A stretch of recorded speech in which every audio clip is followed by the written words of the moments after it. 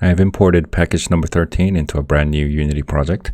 I realized that two people have the same issue with the manual input. First, let me show you the working version.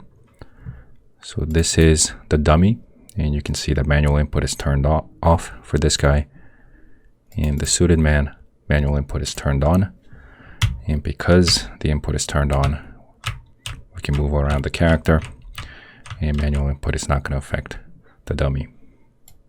How this works is that you have a singleton called the virtual input manager with these variables, and these variables are affected by your keyboard input, but this input can be anything, could be your mouse, joystick.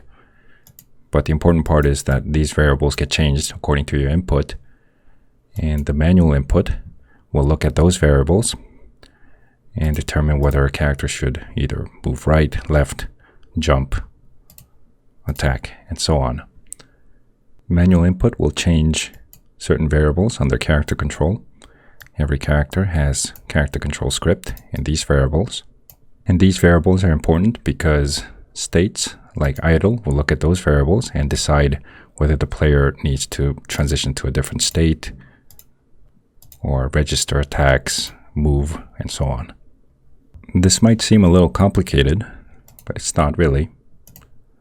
So you have the virtual input manager taking the input from either the keyboard or mouse or joystick. The input information will get relayed over to the manual input, and manual input is going to change certain variables under character control.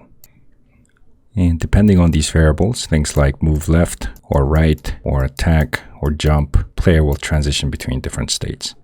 I'm using multiple layers here because you might have different input devices. Or in the future, I also have the custom key binding where you could use different keys to affect the same variables on the character control.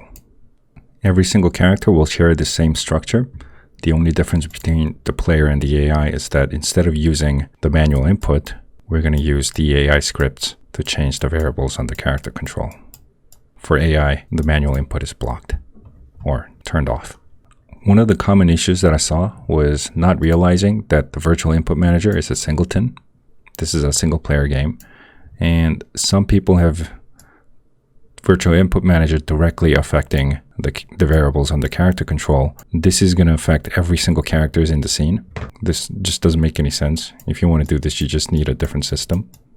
For example, if I go to idle, and instead of using the character control, if I use the variables under the virtual input manager, every single character is going to be affected.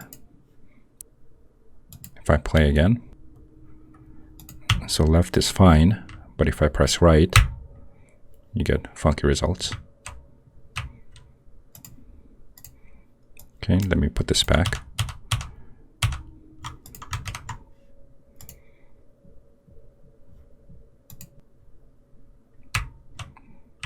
Okay. Okay, in package 13, we don't have the attacking script yet. So that's pretty much the overall structure of this.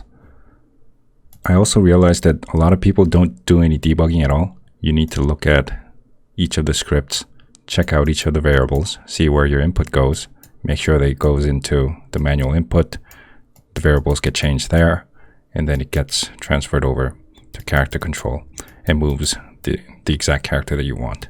If you're not doing any debugging, there's a good chance that you're completely wasting your time. So make sure you check everything and make sure that the code is running as you intended to.